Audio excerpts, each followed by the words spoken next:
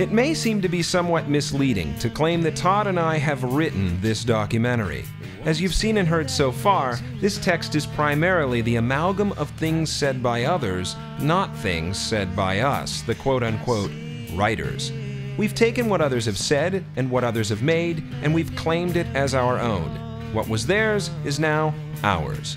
Granted, we were given permission to do so, or did not need to seek permission for the public domain film footage that we've used, but let there be no mistake. We took it. And we did something with it. Jeff Rice has offered his whatever pedagogy inspired by the practice of digital sampling in hip-hop music. Many hip-hop composers take pieces of previously released recordings and, to use Larry Lessig's term, they remix those found items, taking whatever they find and making it over in new ways by placing it in new rhetorical contexts. This practice is certainly not limited to hip-hop. You may have recognized the stomps and claps from Queen's We Will Rock You that I sampled and remixed into this song, Freedom.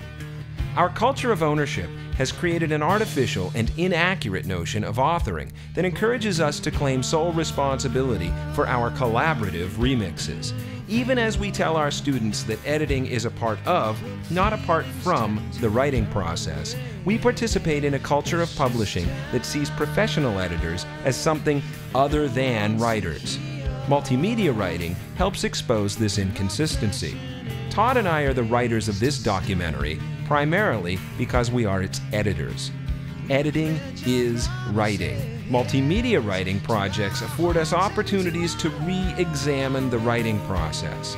Everything that you're seeing and hearing right now, all that I have written, all that is mine, is taken freely from the things that I have encountered. I found the items I filmed scattered across the Stanford campus, some natural things, some manufactured. The digital video camera allowed me to sample the images in the way that I have. The music not only samples Queen, it samples the genres of rock and roll, blues, R&B, hip-hop, and folk music. The narrative openly takes from Jeff Rice and from Larry Lessig, but covertly takes from the corpus of academic conversations that I've heard, read, and participated in.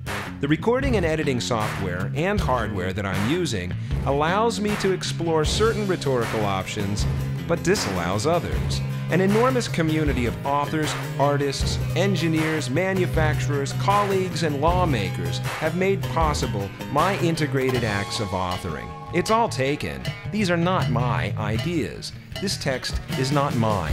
It's a collaboration. It's ours. Integrated media compositions like the one you're seeing and hearing highlight the collaborative nature of all writing by providing more and more obvious portals for seeing and hearing appropriations.